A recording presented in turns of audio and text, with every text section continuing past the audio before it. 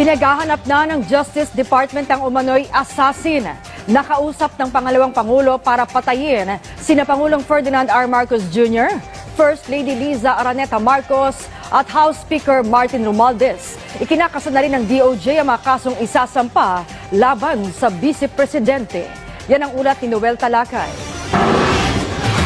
As a democratic country, we need to uphold the rule of law.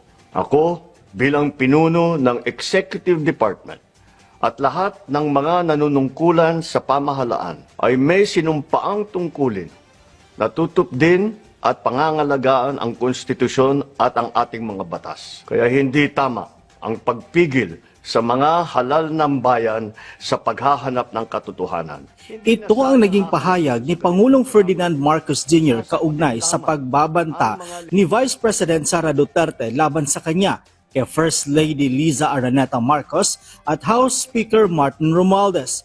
Pinalagan ito ng Pangulo at iginiit na kailangan manaig ang batas. Giit ng Pangulo sa halip na sagutin at igalang ang Kongreso, tiniyak din nito na sa kabila nito ay patuloy siyang maglilingkod bilang Pangulo ng bansa. Samantala, isasabpina ng National Bureau of Investigation si Vice President Sara Duterte matapos itong bantaan ang pamilya ng Pangulo. Sa press conference sa Malacanang, sinabi ni NBI Director Jaime Santiago na pinayagan na ng Facebook ang kanilang hiling na i-preserve ang video ng pagbabanta ng Vice Presidente at pinapahanap na rin ang taong inutusan umano ni Duterte na paslangin ang Pangulo. Gagawin po ng National Bureau of Investigation ang lahat ng mga hakbang para matuntun ang identity nito, kasama po ang pag-i-issue po ng subpoena kay Vice President Sara na humarap sa NBI para bigyan po ng kaliwanagan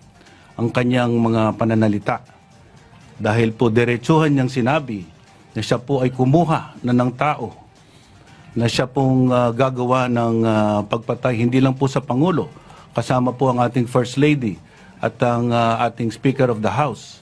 Magsasagawa ng agarang investigasyon ang NBI kung dati anya pinalagpas nila ang pahayag ng ikalawang Pangulo na pupugutan niya ng ulo ang Presidente. Seseryosohin umano nila ito dahil ito ay isang banta laban sa buhay ng Pangulo. Iginiit din ni Andres na kahit wala pang nangyayaring krimen, mananagot sa batas ang taong inutusan ni Vice Presidente Duterte sa pakikipagsabwatan na paslangin ang Pangulo, ang unang ginang at ang House Speaker. Right now, we are open to all possible crimes and we are not looking at one particular offense, criminal offense. But as I said, definitely there will be criminal and other legal liabilities that will be enforced against the plotters and those who will execute it and those who took part in it.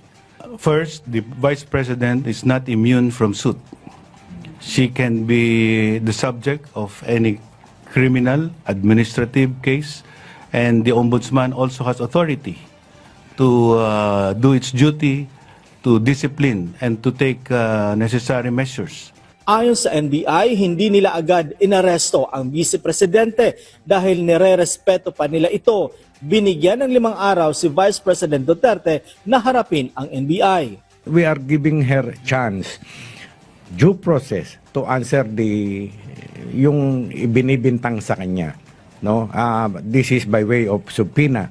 Ipinaubayan naman ng DOJ sa House of Representatives ang impeachment sa Vice Presidente. Ayon naman kay Senior Deputy Speaker Aurelio Dong Gonzales, ang pagbabanta sa buhay ng Pangulo ay isang senyales na walang kakayahang mamuno ng isang bansa. Hinimok naman ni Senate President Francis Escudero ang malalapit kay Vice President Sara Duterte na payuhan ito na maghinay-hinay sa mga binibigay na pahayag sa publiko. Noel Talakay para sa Pambansang TV sa Bagong Pilipinas.